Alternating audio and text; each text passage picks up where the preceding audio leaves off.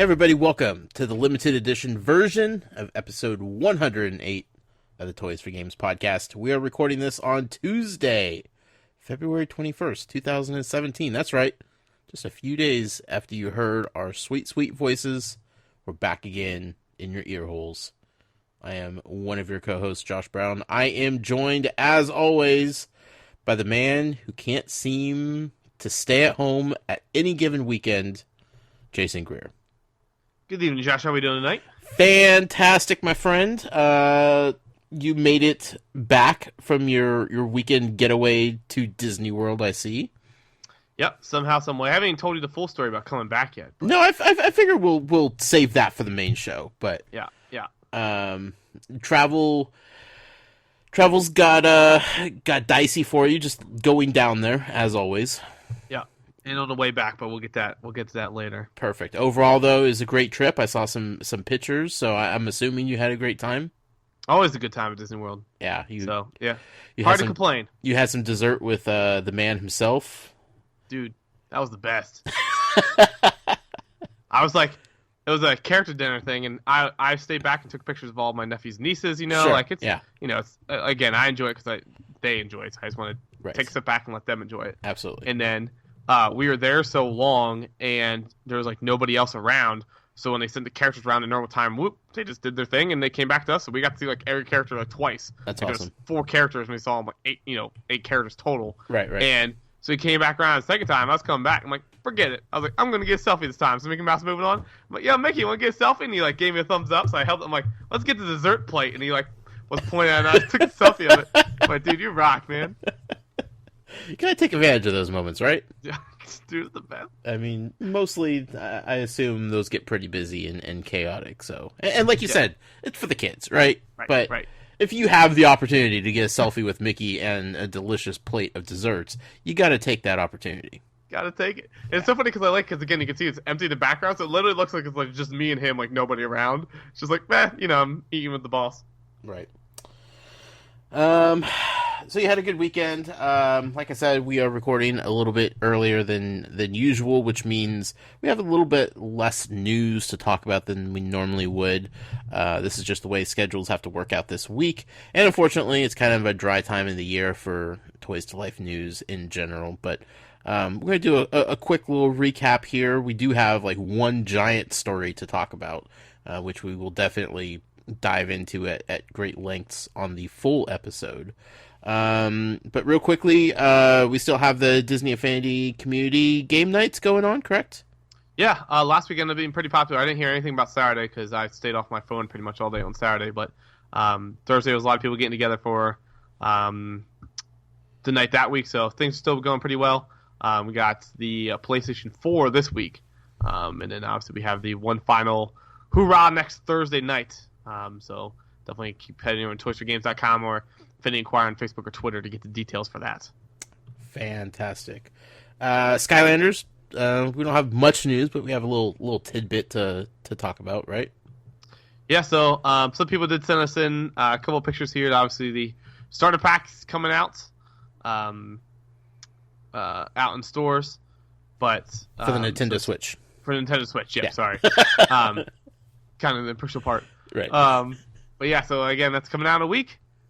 Still kind of excited about it. Me and Jason kind of gave us a little bit of a hard time this weekend about there's nobody at the demo station at the Chicago event, which I could dive into my opinion on that in the full show. But yeah, it was more tongue in cheek also from him. But sure. But yeah, so it's exciting times.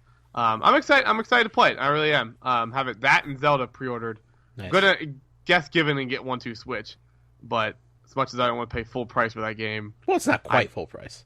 It's not quite, but yeah. It's not like $10 like I feel like it should be. But yeah, but there's like how many games in it? I have no idea. Like 40 something. Yeah, I mean, substantial. You know, it's the same game reskinned. Yeah, maybe. I mean, that's debatable. I don't know. We'll see. It'll be fun. It'll be fun for the kids and when you have friends over to show them off. It's the party game. Yeah. It could be worse. Lego Dimensions, I don't think we have anything to talk about, right? No, I thought we would get something at Toy Fair, but Nothing. We got some exciting Lego stuff at Toy Fair, but nothing from Lego Dimensions at all. Yeah, all quiet on the Western Front. Speaking of Nintendo Switch, we got some amiibo news today. Was it today or yesterday? I don't remember. Recently. Yeah. We did get some more information about Breath of the Wild amiibo. You can head to our friends over at Nintendo Wire if you want to check out the full details on that. But you got some videos from I think it was it Game Explain, I think? Yeah, yes. Game Explain, Version 1. Talk about what the official amiibo do from all the press people are getting their amiibo. And so you got the Guardian. You can score rare weapons and items to help you on your adventure. Bogo Pin does the same thing as well. It shows a clobber kind of thing for it. The Guardian shows a little bit of a sword and some other items. Rider Link also does the rare weapons and everything as well. Shows a horse and a sword. The horse has the extra packs. Maybe it's some extra storage or something. I think it's the saddle. Yeah, the saddle itself.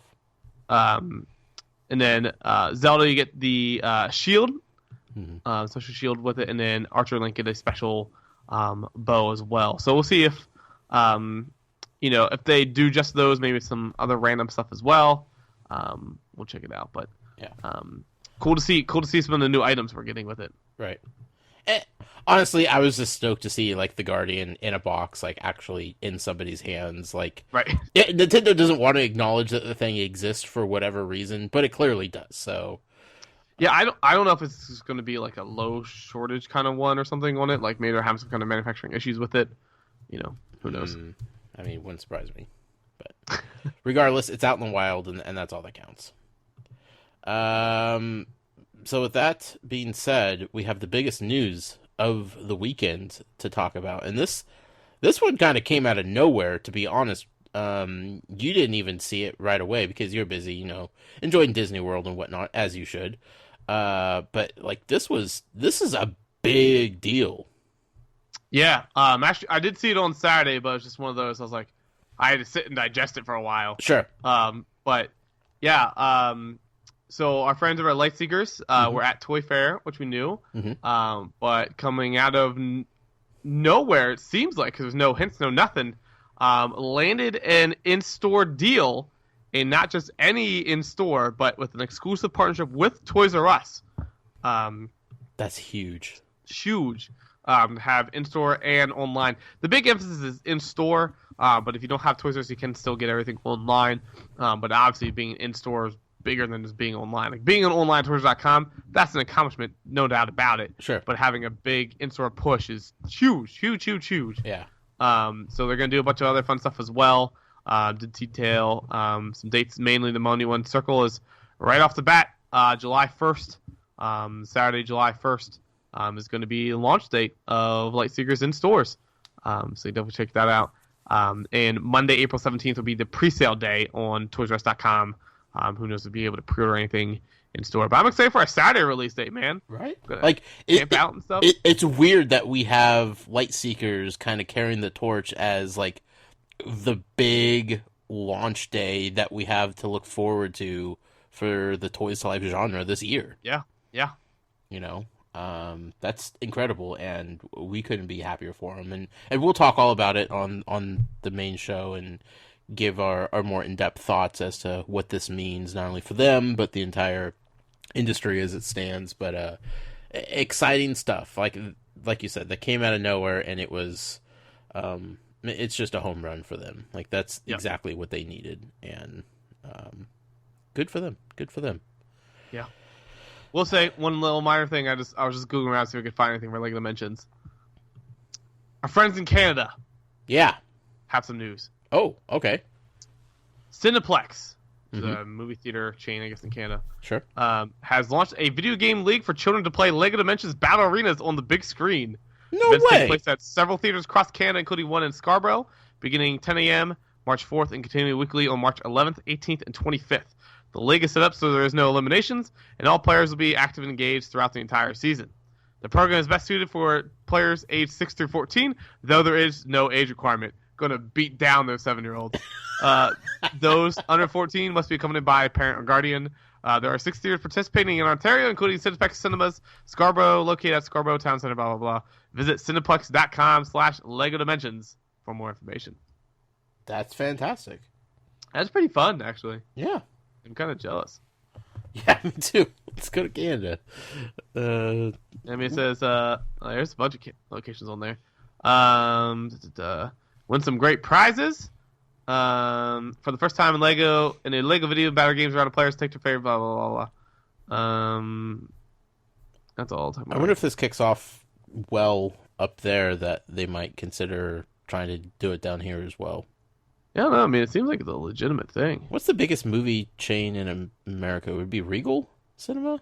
Yeah, absolutely. Okay. I didn't know if you guys had that out there, if it was just over here on this side of the country. Checking out. Let's see. Can I drop my children off? I can buy tickets for the next season. When do I receive my player pack? What about the prizes? That's all I want to know. What do I get for winning? How can I win a prize? Well, that's great, but and I'm not talking participation trophy here. No, I want terms and conditions. This stuff's always leaks everything. Let's take a look here. Yeah, we're doing that on the podcast. We're reading through legal documents. Prizes. Here we go. Prizes. 1, 5-pack Cinebeck admit 1 movie passes, 1 per location, 12 total prize. Each prize valued at approximately $65. Prize number 2, extra large Lego building set. Ooh. Prize valued at approximately $150. Hold on. That's the second. I'd rather have the extra large Lego set. Screw the 5-pack movie passes. Yeah. 3, large Lego building set worth $100. 4, medium Lego set for $50, and small Lego set for $25. Huh. Wonder if it's Lego sets of your choice or they just. And I think it's just a drawing. Oh. Oh yeah. Possible select or cause to be selected in a random drawing on March 25th, 2017, between approximately 10 to 12. So I think it's just like there's a tournament, but there's no real winner, and you just gotta be there. What are we teaching our kids these days? I'm gonna show up there and beat these kids and make them cry. Oh, here we go. Here we go. Individuals who do not wish to purchase a season pass or single event ticket may earn 1 entry into the random draw by submitting a handwritten 100-word essay responding to the question, what is your favorite Lego Dimensions character and why? Including their name, age, address, phone number, blah, blah. Yo, is this only open to Canadians? Because... About to get your handwritten letter on. The funny thing is my handwriting's so awful, they won't even know. They won't even know. Like, yeah, he totally qualifies. Oh, good old Jason. Well, that's interesting. If we have any Canadian fans out there, you'll have to keep us informed with what's going on. If you hear anything about how these tournaments are received and if people are participating and whatnot. But good on Lego Dimensions for branching out and trying to do something different, you know? Yeah. With that being said, though, we're going to wrap up this limited edition version of the podcast so we can transition over to the full show. Jason, where can people find you at? You can always follow me personally on Twitter, twitter.com/JasonInquires. Also, always head to Instagram.com/JasonInquires and YouTube and Facebook. If you want the Toys Life-centric news, you can always head to Brick Inquirer or Skylanders Inquirer. And you can follow me personally on Twitter at The Noise with a Y. Be sure to follow the show on Twitter at Toys4Games. You could email us, podcast@toysforgames.com. The website is, of course, toysforgames.com. The Facebook group, where you can go and hang out with like-minded people, various collectors of different degrees of collections. Facebook.com/groups/toysforgames. And if you'd like to support us in what we're doing here, you could do so over at Patreon. Patreon.com/toys4games. That being said, we're going to do the full show here in just a minute. I don't anticipate it being a very long show, so for those of you that tend to skip the full episode because it's too long, this week might be a week you will enjoy. If not, regardless, until next time, happy hunting, collectors.